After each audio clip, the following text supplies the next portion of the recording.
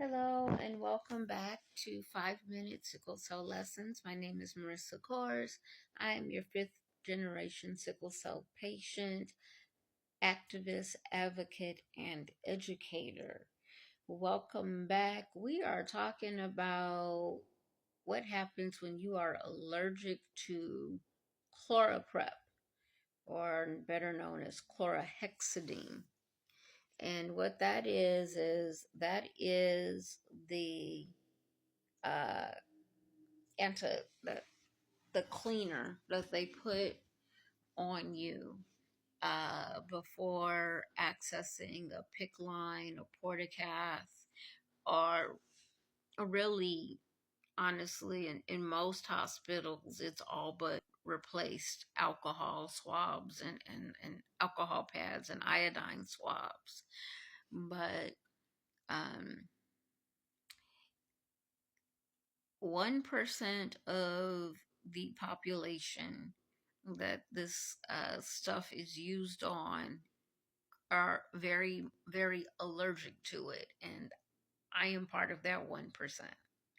And what you're seeing up here, all those wonderful little bumps there, that is actually the second stage of an allergic reaction to chloroprep. So the second stage of it's starting to heal itself. Actually, it's the first stage. I'm sorry.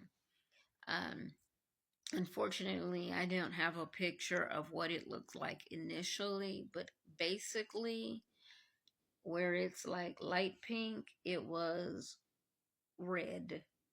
And all of those little bumps that you see, all of them had like pus liquid inside of them. And the thing about these little bumps, which is so crazy, is it's like popping bubble wrap. A long time ago, before I really fully knew what I was dealing with, I would have it at my port, at my PICCS site sometimes.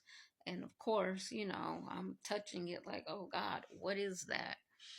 And I would have like a light green mucusy kind of stuff in these tiny, tiny little bumps. But I could run my fingernail across it, and I promise you, it was just like bubble wrap. It was just like, I could kind of feel it. And then pour alcohol over it. Yes, that burned. And see the craters down in the skin. So this reaction isn't just on top of the skin, but it actually dips down into it, like the divots on a golf ball. That's what it looks like.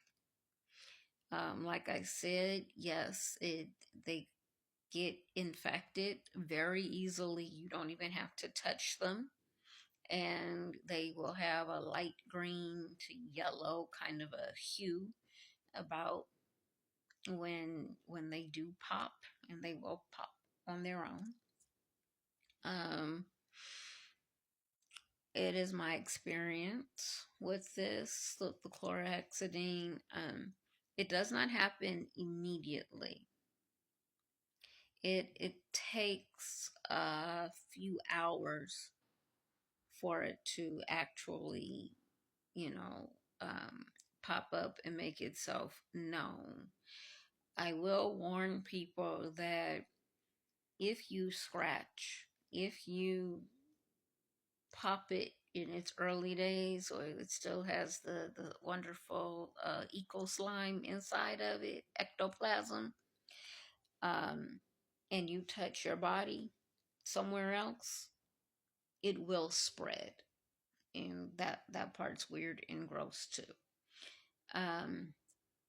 The other thing is that I get these whenever I use what I call fancy Tegaderm. So Tegaderm is that clear rectangular plastic covering that they put on over your IV, or when your port line or PICC is accessed, right? That's what they put over it. It has all kinds of variations. There's some that have cloth on them that's supposed to be easier on the skin. Others come with this kind of squishy border, and then they're like a window. Then you have some that um, have antibiotic finishes on them that's supposed to help, keep infection out of the port, the PICC, the midline, whatever it's covering. Um, Although I think it's mostly used with stitches. If there's any nurses or anything out there, you could let us know. But I cannot use anything but plain, boring, clear Tegaderm. If I get to using the fancy stuff, I get something that looks like this. It's not as bad as with the Chloraprep, but I break out like that in blisters. And in blisters, usually around the edges of the Tegaderm. And it's gross. Yeah, it's gross. And they hurt because you got to go to the edge to peel it off. It's not good. And I end up with all these weird little circular scars that go away eventually. Um, but the reason that I'm making this video and talking about Chloroprep and showing you stage 2 in my healing from accidentally being touched with it is because Chloroprep is what allows us to have these extended semi-permanent line placements. Our PICC lines, our porticats, our midline, the central line, all of that is made possible by Chloroprep because it cleans and disinfects the skin 99% better than alcohol swabs and iodine. The alcohol iodine combination ain't got nothing on your Chloroprep. It also leaves kind of like a thin film too, if you look real close. So that combined with the little circular antibiotics squishy disc that they like to put around the access point, which I'm also allergic to. And then you have the Tegaderm, which is far better than using paper or silk tape, of course, and you lay that over it. All of those things are working together in concert to keep the area clean, disinfected, and of course, away from the elements. Well, if you're like me and you're allergic to three or two of those three things. Oh, I can't use the skin protector either. Forgot about that. If you're allergic to those things and you have a PICC line or a port, you are basically in serious trouble, of